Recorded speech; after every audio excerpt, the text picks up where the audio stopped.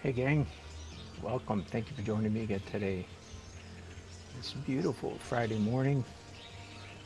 I'm out on the back porch of a rental house here in Ocracoke, North Carolina, where I've been with my buddy Mike. Say hi, Mike. Hey folks. Hey, you know what? I'm going to turn this camera around. That's Mike. I talk about you like a lot, Mike. They all know about you already. Oh, okay. Not true. It's not true.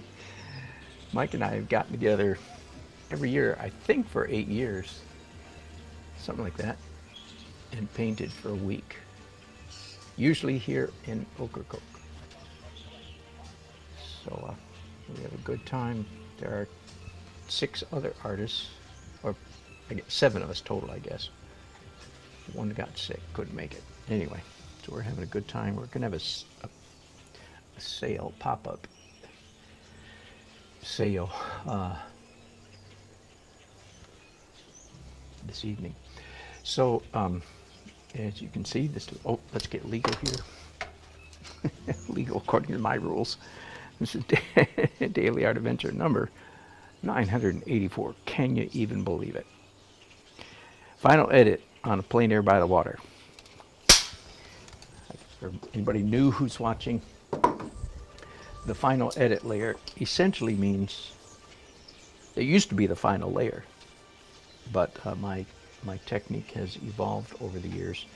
So now I have at least a couple layers normally after this one. But this is really for the first time in the painting, I'm applying opaque colors. I'm in oil, of course, now. My paintings start out in acrylic and end up in oil. And so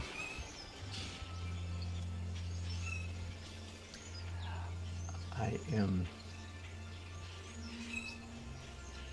applying opaque color, which means I have edit power. That is to say, I can cover up anything I don't like. Does that make sense? I keep the stuff I like, I cover up the stuff I don't like. So that's why I continue to call it final edit, because that's the idea here. The layer I did, let me back up then. So last thing I did before I started broadcasting was people saying, hi, hello, Michael. Thank you, good to have you here again. The last thing I did before this was pencil outline. You see a lot of pencil in here. And frankly, way too much pencil, in my opinion, way too much pencil for an oil painting. You know, I can imagine the proverbial art professor saying, "It's a painting, not a drawing." You know, something like that. That's the that's what the proverbial art professor in my mind sounds like. Boy, sounds like I must have had a traumatic background somewhere. I don't think I did. My professors were all pretty gentle. But anyway, whoops, there goes my light. Okay, fortunately I still have quite a bit of light, but I need to get my batteries recharged. So the last thing I did was pencil. Oh, and there's too much pencil, but not to worry, because this is final edit, opaque, right? So which means I'll be covering up a lot of pencil with this opaque paint. I only keep what I like, right?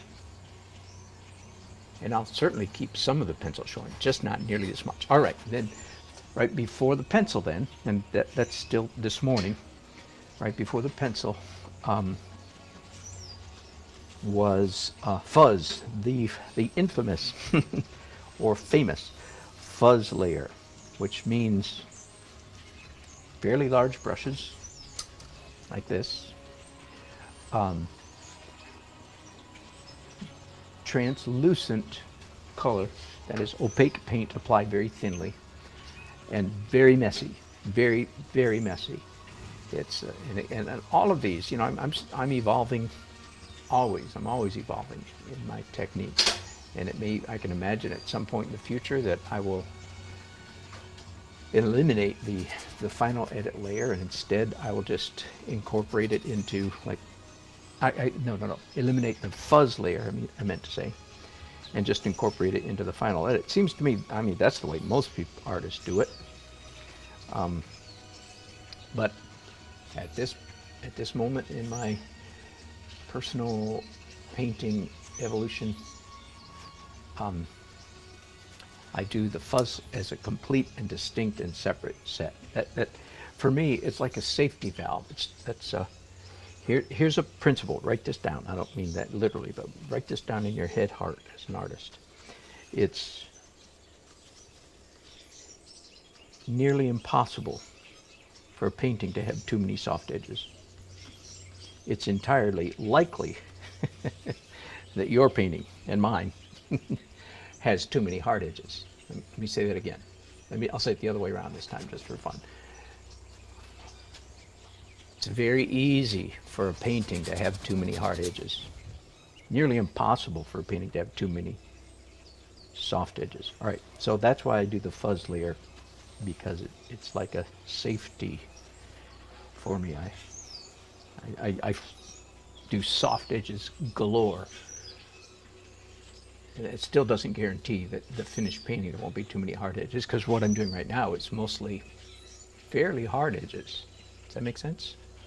I'm doing slabs and dabs of fairly thick paint right now.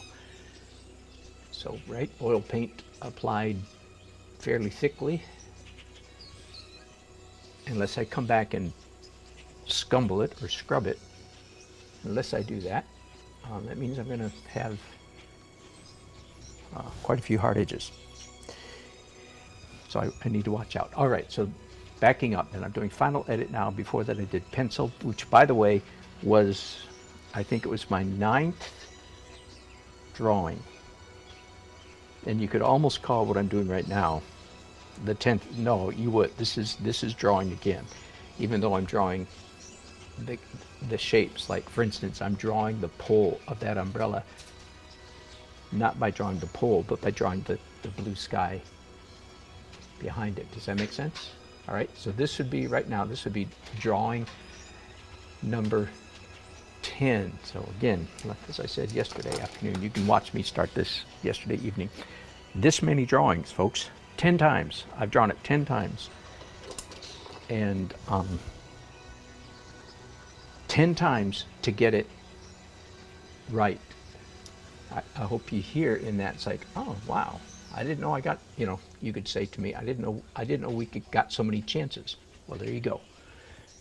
You do. You have lots of chances to get it right. And I'm still, of course, here in this layer, still making corrections, still making refinements, still refining, adding information, fixing things, and so forth. Every single drawing layer got slightly more realistic than the layer before, than the drawing before. Got it? Okay, now I'm getting up here close to the corner of the painting, of course. So that means I really better watch out for hard edges. That is to say, I'm going to be pretty careful to make my marks fuzzy up here, because I don't want a ton of energy up here.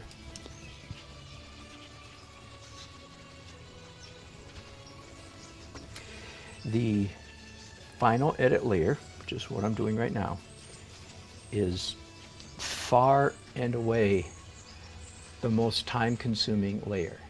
It looks like I'm painting slow. English majors, if it looks like I'm painting slowly, it's because I am. Okay, I've often said that if someone were to watch me paint, watch Dan Nelson paint, and they only saw the first dozen layers or so, they would have completely the wrong impression of how I paint. they would think, oh yeah, Dan Nelson, he's that guy that paints with two hands and just goes like crazy. He just paints really fast, right? That's what I do for whatever it is, 10, 12 layers. And then look, all of a sudden, when I'm teaching this class live with live students, I usually say something like the beginning of the class. Okay, so for the first half of the day, when we're doing all those underpainting layers, my challenge to you is try to be as fast, messy, and bold as I am. Okay, which they have a hard time doing, of course, because they're all out of balance because I'm messing with them. But then the second half of the class, roughly speaking, I say, okay, now we're trading roles. For the second half of the class, I beg of you, I dare you, I ask you to try to paint as carefully as I am. And they usually have a hard time with that too. So the final edit layer is by far the most time consuming. I think generally speaking, I spend as much time on the final edit layer as I do on all the other layers combined. So yesterday I painted in acrylics for 1 hour. I did an oil glaze for maybe 25, 30 minutes. And this morning before I got, so that's an hour and a half. This morning before I drew pencil, that was 15 minutes. And then the fuzz layer, that was 10 minutes. So maybe 2 hours at the most. Okay, and I'm going, okay, I hope though, that I'm hoping that the final edit layer doesn't actually take me 2 hours. But that's a general rule of thumb though. For me, the final edit layer takes essentially as long as all the other layers put together. One more just quick comment about the final edit layer. The question often is where to start. Where do you start with the final edit layer? And there are a couple options. One is start with the lightest, brightest, whitest thing in the painting. Second is start at the focal point. And third is start with the sky. So I actually did number one. I did the lightest, which is right here. I'm going to come back and make that even lighter. But that's what I did. I did that first. There'll be some similar light stuff over here. And then I went to sky. So I felt like I couldn't really make good progress on this until the sky was finished. So that's why I'm up here finishing the sky. By the way, do you see these big bold marks? That's part of the original abstract painting that I did before I started doing anything representational at all. I do it in acrylics. I do a wild and crazy abstract painting that has nothing to do with the picture other than its opposite. Like I knew this would be blue or cool, so these are warm. And part of my here in the final edit is how much of that to cover up and how much to leave showing. So you can still see it even though I just scumbled over it.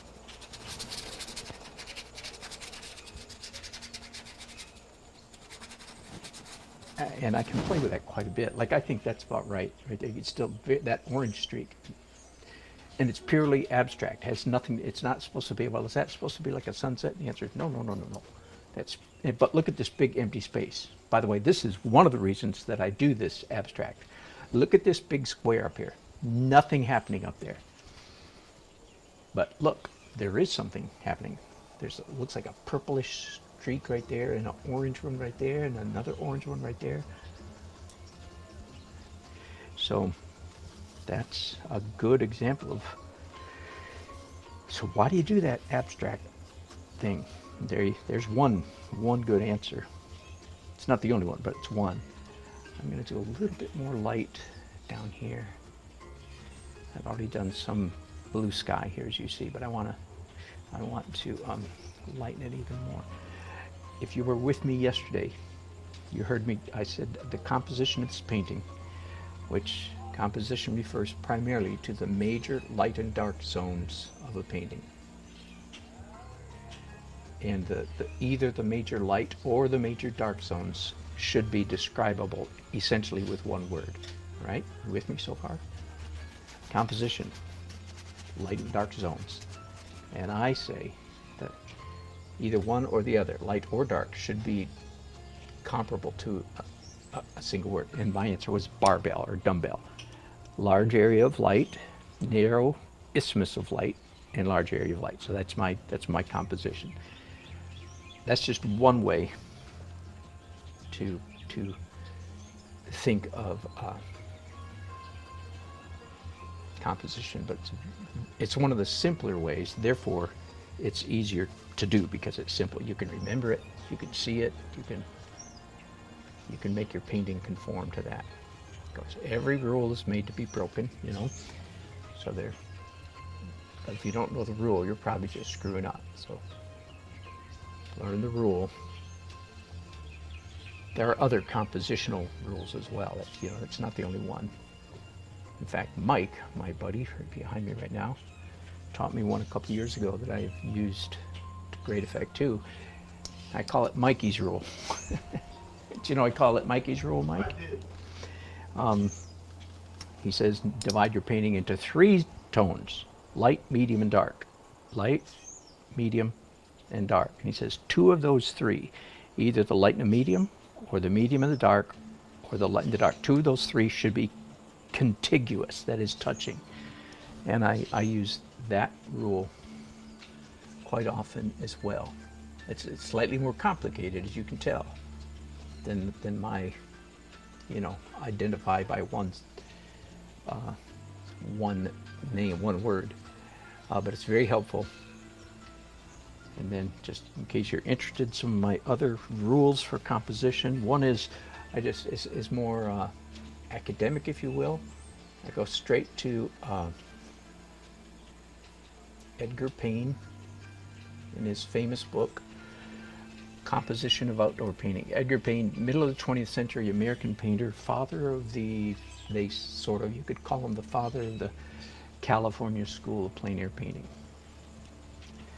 And he says all the good compositions in the world can be broken down into these 13. And I won't go through them. You can look it up yourself. But I have those 13 in mind because I came up with a trick for remembering them.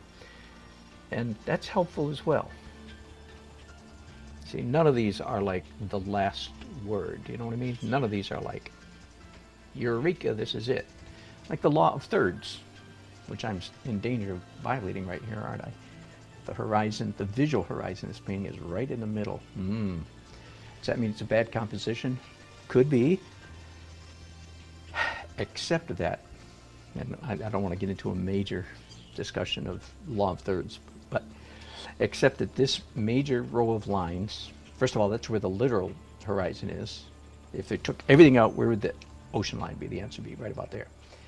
Plus, it's supported by the top of the boat and close to this, and kind of close to this. What operates against that being a problem, however, is that I have this major parallel line to it. It goes all the way from here, big, strong, bold mark, you see? So what that does mentally is that I don't have just one line in my painting, I have 2 lines. And they're there. So then this whole area here becomes, if you will, a bar. Like, right? The parallel lines are seen as a unit, if you will. And look, that between those 2 parallel lines is perfect 1/3 on my painting. So I think that's a good example of how every rule can be broken. So you just have to know when and where and how to break them. All right, hang on. I'm done with the sky, I believe. I'm trying to decide where to go next. Oh, hang on, a little bit more blue right in here. Do you like my loose? Oh, I don't. Mike, I try not to use the word loose anymore. I try not to say loose painting. Because the reason is because when a early journey painter, when a student hears the word loose, they think that means careless, sloppy drawing. So instead, I use energetic brush strokes, not loose. It's not loose is not the issue. Energy is the issue. So do you like my energetic strokes? I do, so far. Yeah, I like that word. Yeah, it works fairly well. All right, you know what I'm going to do? I'm going to kind of jump around a little bit, just simply because of the color that's already on these brushes, which is pale blue, a pretty clean, a fairly clean pale blue. A real, in my opinion, key element in this scene is this turquoise or aqua colored boat right here. And part of the reason that's a key element is I've been to Ocracoke enough times that even I know that turquoise colored boat is a fixture in downtown Ocracoke. So this other boat, I have no idea what that is. That's not a regular, but this one is. Anybody that spends any time at Ocracoke, I think, if they've spent much time here, then they've eaten at this restaurant, this bar right here. And even though they wouldn't remember that there's a turquoise boat or aqua colored boat always parked there, after they see my painting, they'll go, oh yeah. And that's, I forget the name of the boat. You know, it's got a name. Does that make sense? So this is, and also this is part of the barbell. Right? This is part of the middle of the barbell. So just because, since I've already got a pale blue on my brushes, let's save some. I hate cleaning brushes. Half my life is wasted cleaning brushes. Which means I ought to do what Mark Carter does, Carter with a D. But I feel like it's one of those old dogs, new tricks kind of things. I've tried, just can't do what Mark does. You can look him up yourself if you want to see what he does. He doesn't ever swish his brushes in Gamsol or Turpenoid or whatever. What I'm doing right now is coming back with a slightly lighter version of that aqua, right? That old rule. If you put down once you're in the realm of opacity, once you're painting with opaque paints, which of course for me is very late in the process. Once you're in the opaque realm, then you do this practice, this trick of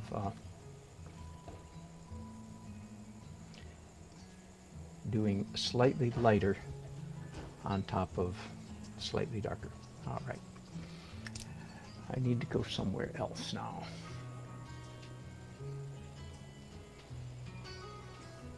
There's a fairly large color correction that needs to happen here on the hull of this boat right here.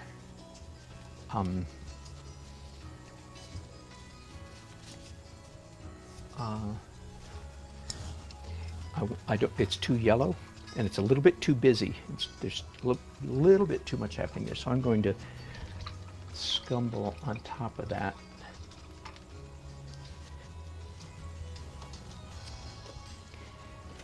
And I'm going to do that with a pale, cool blue. So ultramarine blue is cool.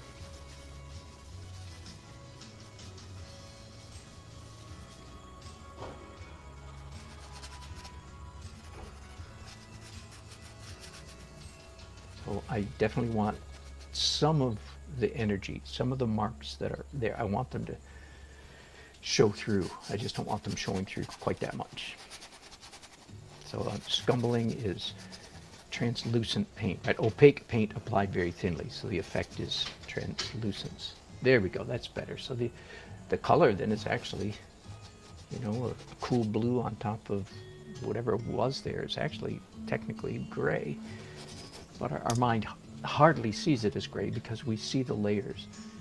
We discern the layers and layers, so. But that's pretty nice. All right, while I'm at it, I think I'll do some of this boat up here. Let's get that done.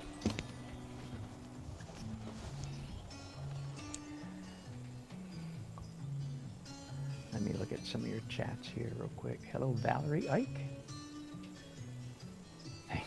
Glad you caught me.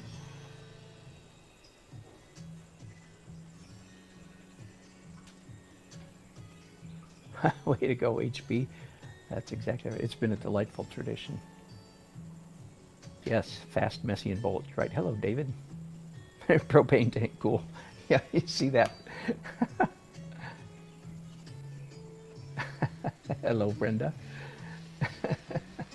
That's funny. Yep. That's a good example of the kind of thing that I wouldn't have thought probably of doing if it weren't for the fact that it's actually there, right? That's part of the reason why you actually paint from reality or paint or from photographs, is it makes you think of things you wouldn't necessarily think of on your own.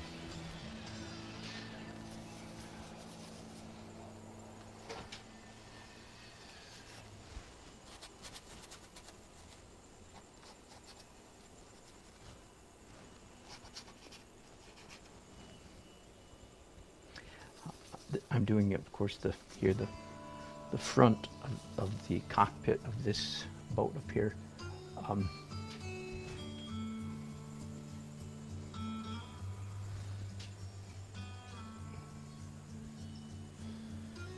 But it's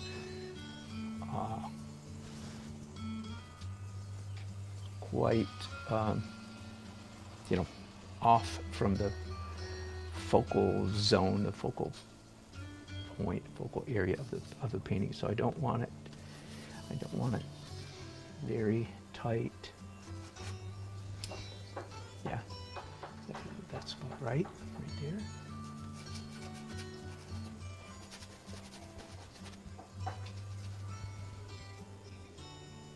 All right, I'm a little bit anxious to go ahead and get this boat finished so that I can get, where's the focal point? I don't know. And nor am I terribly bothered by that. In fact, there are some, David Dunlop, for instance, pretty well-known big dog painter, if you will. David Dunlop, you can look him up. He says, teaches quite convincingly, that paintings don't have to have a focal point.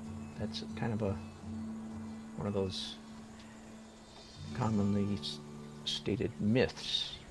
Every painting has to have a focal point. Now, I appreciate his teaching and am fascinated by it, but I still do tend to have a focal point.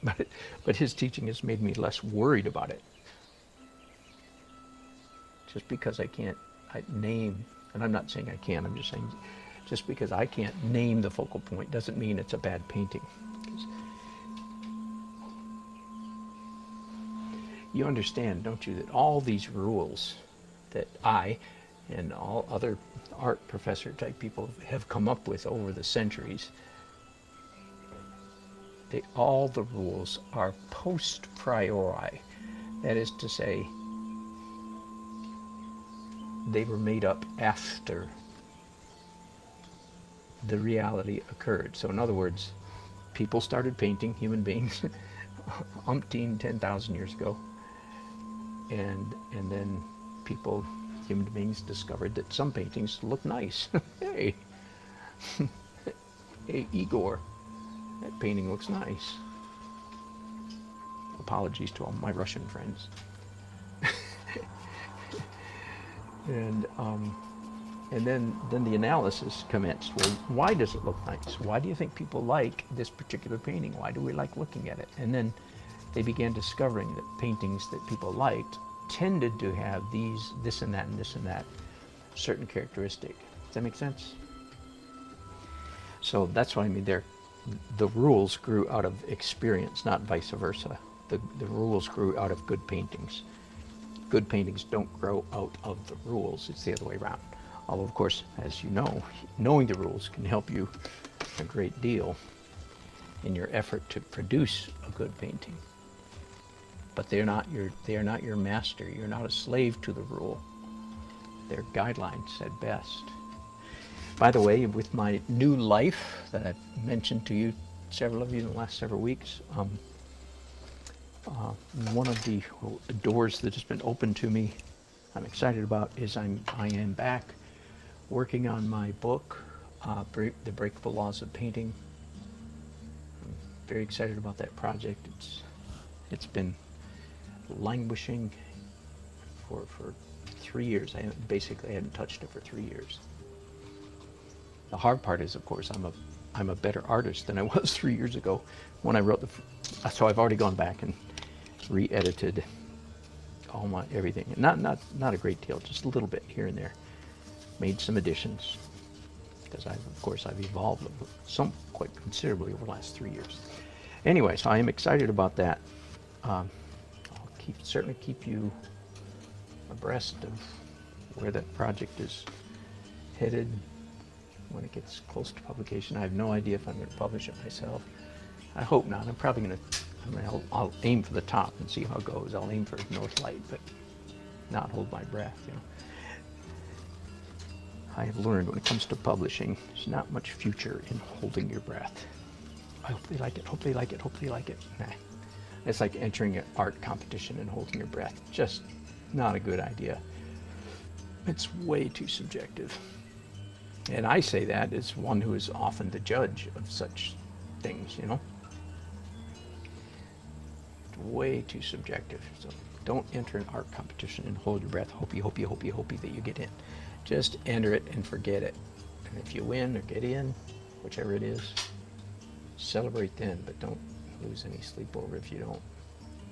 Just keep trying. Just keep trying. All right, so I feel like I can leave that boat for the moment.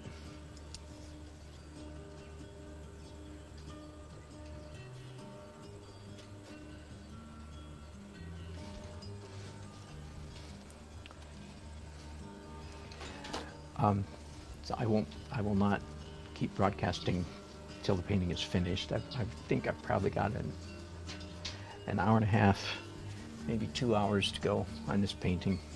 That would be a rather long broadcast. I know I've done it before, but I still don't recommend it.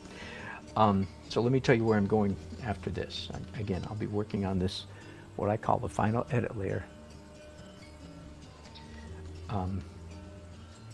What comes next is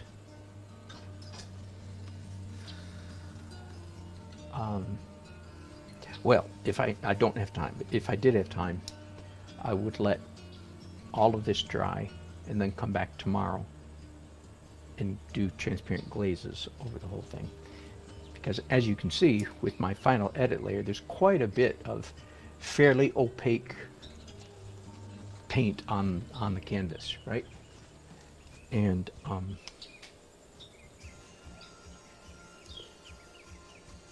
that, of course, in my world is not the best of all worlds. So, but I don't have time for that. At least this painting is going to be up for sale tonight.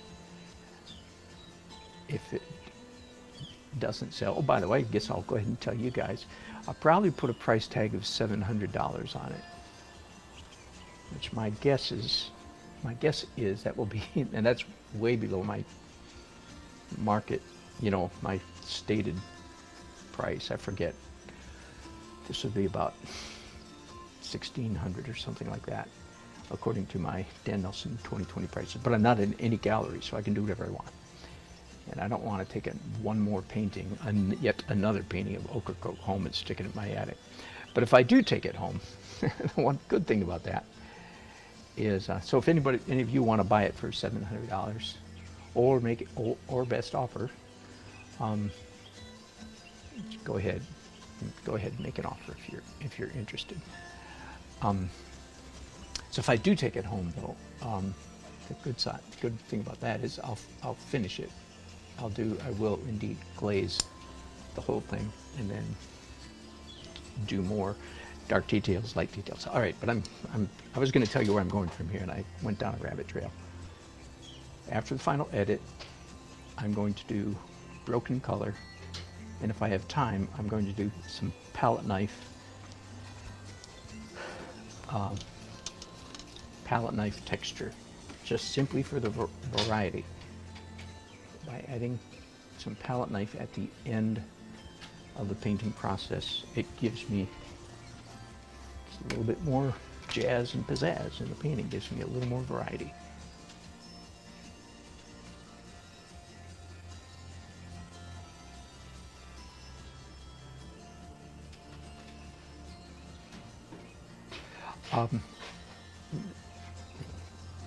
The number one, when I'm teaching this, my technique, when I'm teaching Dan Nelson's crazy way of painting,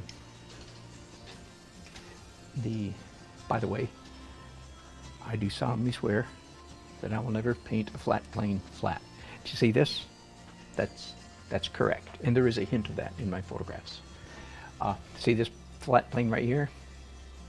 I'm painting it, I'm going, wait a minute, I'm breaking my rule. There we go.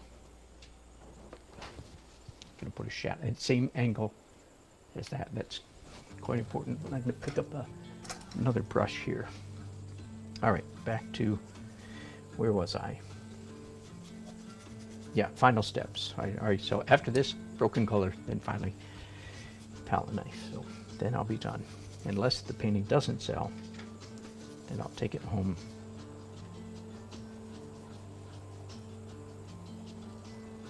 And of course, you guys, since now you're on the inside track, you can say to me, well, I do want to buy it, but I want you to take it home and finish it first.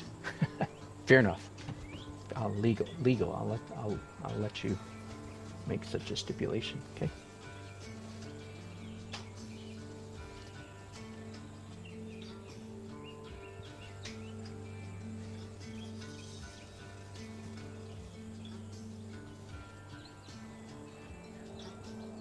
This is right here, a little sign that sticks out from the wall. Nice excuse for a little shot of cool blue right there. Let's give it some cool blue over here for it to commune with, for it to talk to.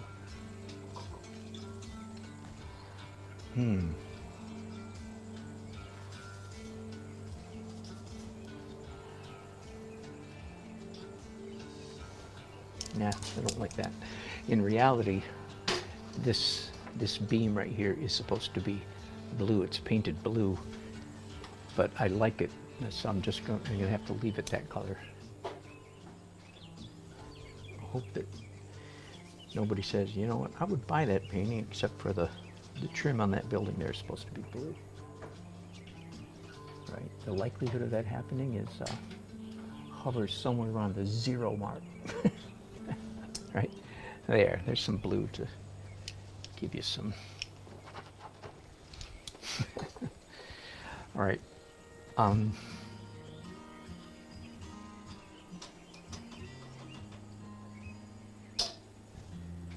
Thinking. I'm in your way, I know. Hello, Sharon London.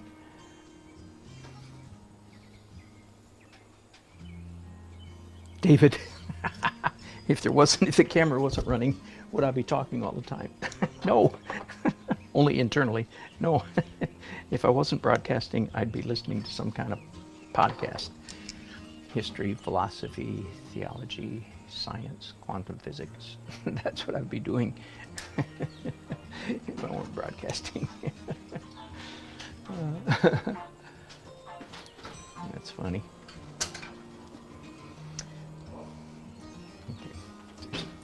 Part of this boat up here is waiting, languishing here.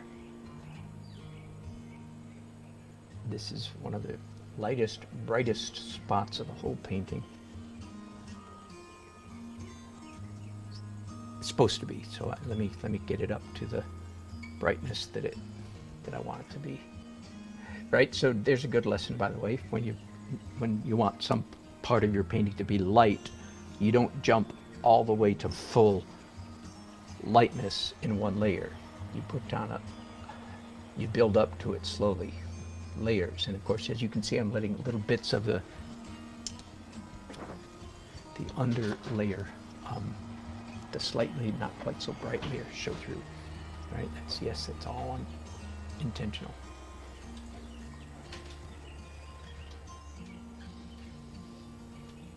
So if you're painting a yellow daisy with sun on it,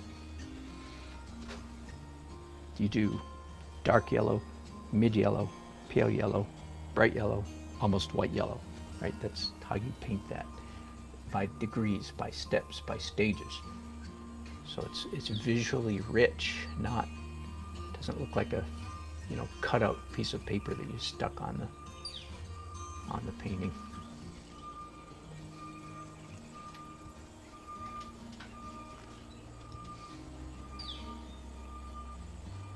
And now that I've got that area up to full lightness, if you will,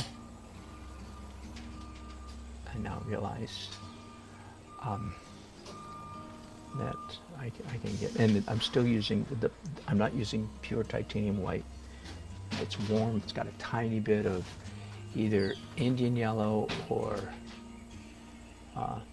Naples yellow, Naples yellow is like a pale yellow ochre. Anyway, so it's a warm white, definitely warm white. I wouldn't want pure titanium white. Is cool. So I don't want cool white here. This is a warm late afternoon sun, of course, hitting this scene. Likewise, now that I've got that up to the right level, so to speak, right level of lightness, and I'll realize I can come back and get some of this stuff.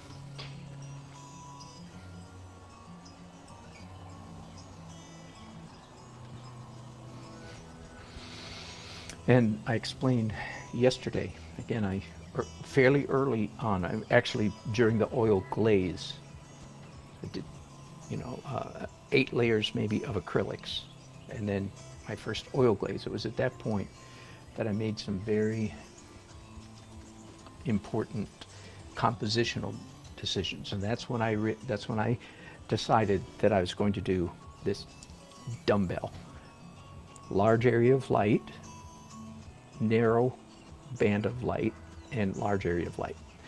So having made that decision fairly early on, what I'm doing now is, of course, I'm looking at the photograph and conforming my painting to reality. By the way, I have the photograph here 2 places. One is I printed out a copy of it there on the wall, and the other is you see my phone down there, so I can actually I can see it better on my phone than I can on the print. But if I don't need to see tiny details, I can just look at the print there for a quick reference. So of course I'm looking at the reference. I want, this is a realistic painting, so to speak. I call it abstract realism. The abstract marks are more important than the realism of the marks, but they're important nonetheless. Not as important as abstract, but they are important.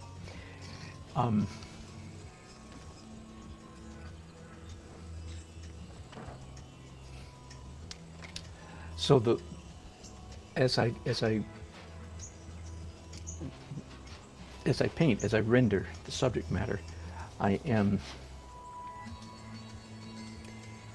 consciously trying to conform my realism to the overall composition, which is this dumbbell shape, light, light, light.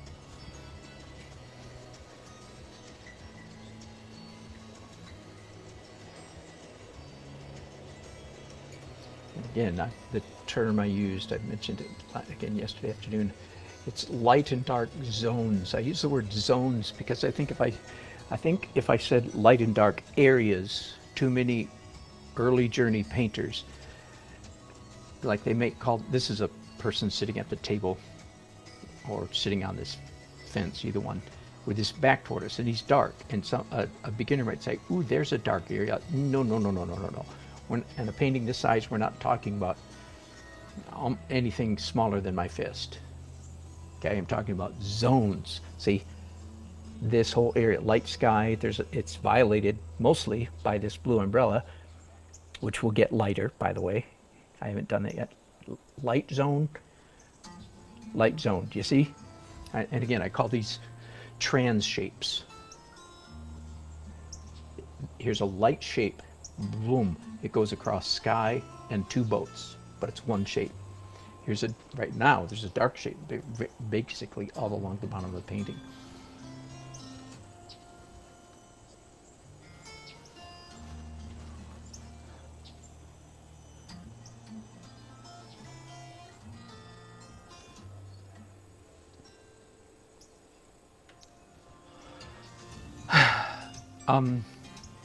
I talked a little while ago about focal points,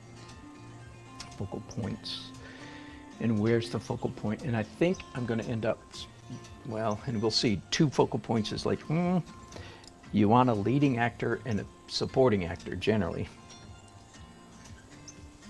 but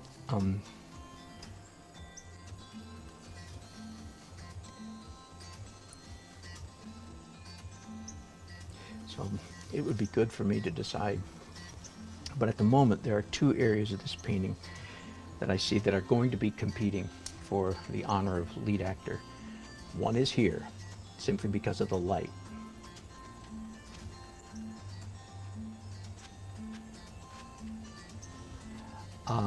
And the other is actually here, which is because of the this is going to be the psychological focal point, because there's, looks like 1, 2, 3, 4, maybe 5, 6 people right there. The presence of human beings carries great psychological weight in a scenic painting or landscape, which I would call, a seascape painting. The presence of human beings is huge, and I am indeed I'm going to put color, some flesh tone and some clothing color on these people, so that will draw a lot of attention. Anyway, I don't have to worry about that really yet, so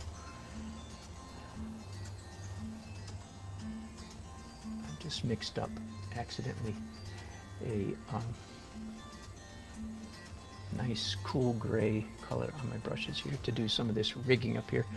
And then I just realized, wait, you know what? That would look good. Whoops.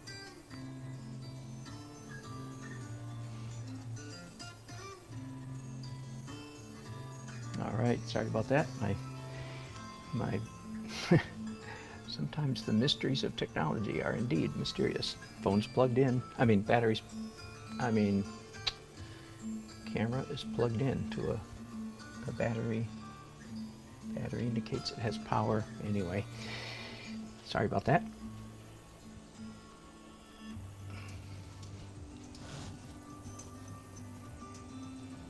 I've done, while you were gone, I did some of this railing stuff here, mostly with a pale green to reflect the treated lumber, the color, that greenish tint of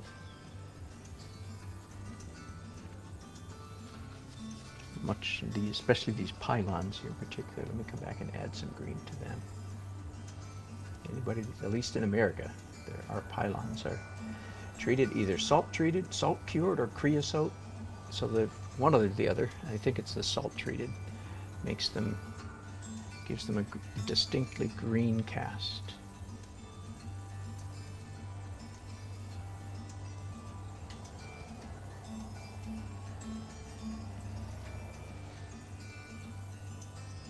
And often a surprisingly green too, not just like a subtle pale green. It can go all the way from chartreuse to a bit of forest green or something.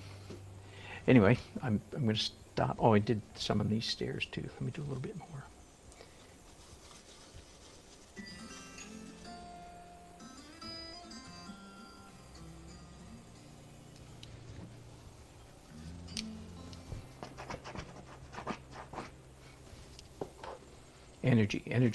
Energy. Don't think loose brush strokes, because that has the connotation of inaccurate or careless drawing. I've talked about that quite a bit in the last year or so. Don't use the word loose. Energy, yes. Loose, no, not really.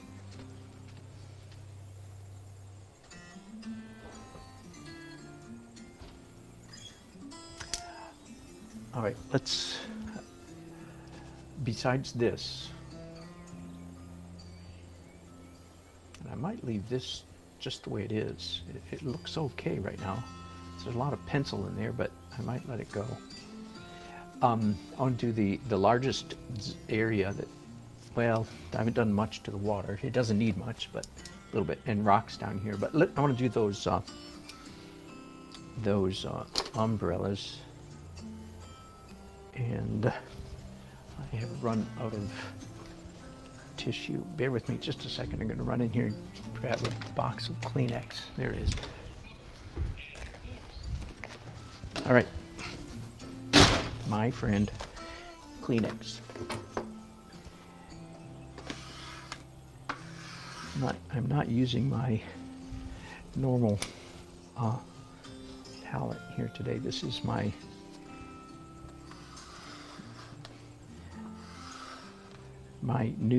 latest Soltech easel palette, my plein air palette. I started last night using this. I put my paints in the freezer pretty much every night. At home, there's always at least one pallet of paint in our freezer out in the garage. A very patient and understanding wife and family. So both of these, I had 2 pallets in the freezer this morning, and I decided to pull this one out.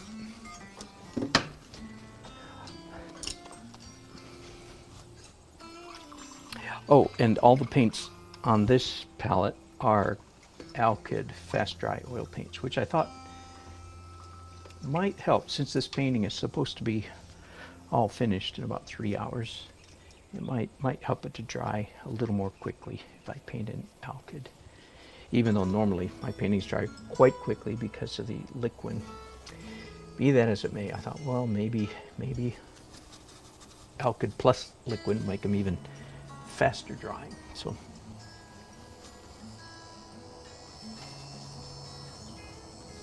I'm mixing up a nice ultramarine blue to go on these umbrellas up here, especially the closest one here.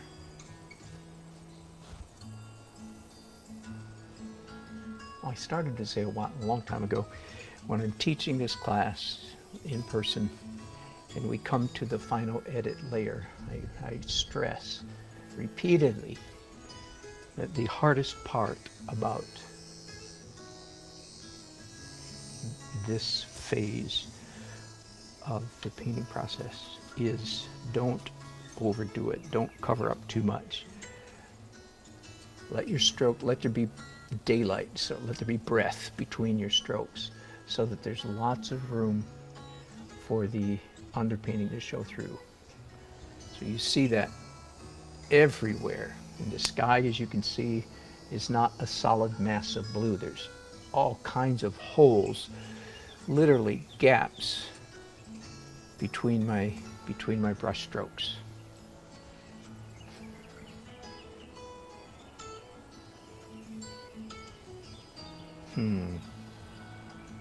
That's funny. At one point, yeah, I was gonna say, at one point I had 3 umbrellas up here, and for some reason I just feel like a 3rd umbrella up here is a good idea. Somehow it got eliminated. I don't usually add elements this late in the process, but I think I can get away with it here. I think.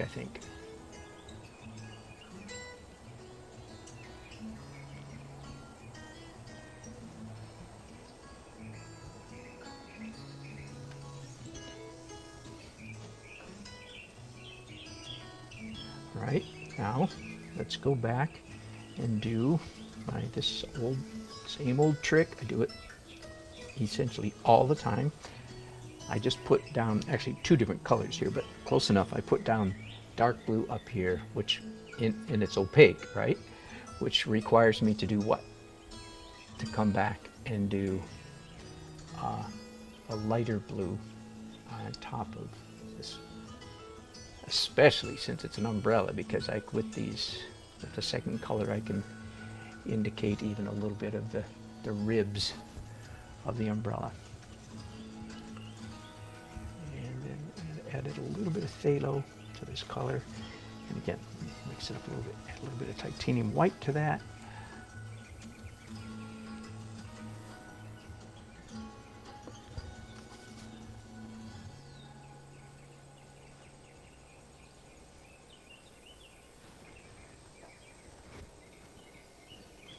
And then the third umbrella way back there. Right now it just looks like it's a very flat shape right there because it's all one color. So I hope to fix that simply by adding, there we go,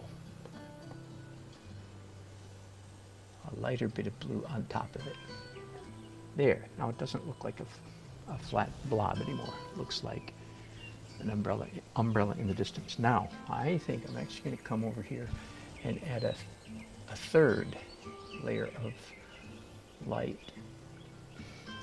Plus, I want the sunward side of this umbrella, since it's now pale blue and the sky is a different color but pale blue, I want that edge to be a little bit soft. I feel like that'll be more convincing that the umbrella is turning away from us if I make that edge soft. So you can't quite tell where the umbrella ends and where the sky starts, or vice versa, where the sky ends and the umbrella starts. Right there. I think that looks good. In fact, it looks just good enough. I'm actually going to, I think, and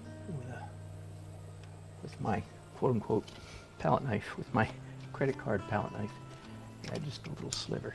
Oh, okay. Having done that, you know how it goes. Your eye, after you do something, your eye sees something else. Yeah. This side of the umbrella is entirely too dark now. So let's correct that.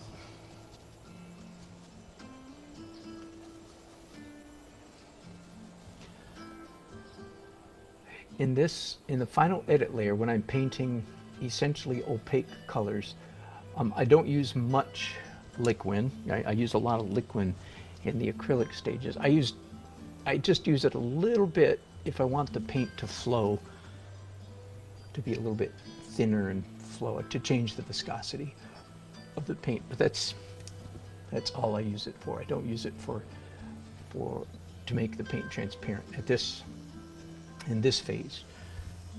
I do not want transparent now. I want essentially opaque, although truth be told, often when I use the word opaque, I actually more literally mean translucent, because it's opaque-ish, but you can barely see through it to the stuff that's underneath, and that's usually better. Same thing maybe over here. No, but there's a little edge of orange there that I like, so I'm not going to obliterate that. But yes, I like the slightly lost upper edge of that. There we go. All right, gang, I am going to take a break. I've been broadcasting forever, not counting whatever happened when my camera died. I'm going to end this here. I'll probably do another broadcast when all the final edit is done, when I begin to do the broken color layer. Okay, so the only difference will be I'll finish these people and I'll finish some of the water down here. Otherwise, this layer is essentially finished. All right, thanks for your company. Good night, Brenda. Bless you. Thanks for joining us. Bye-bye, gang. I'll be back again later this afternoon.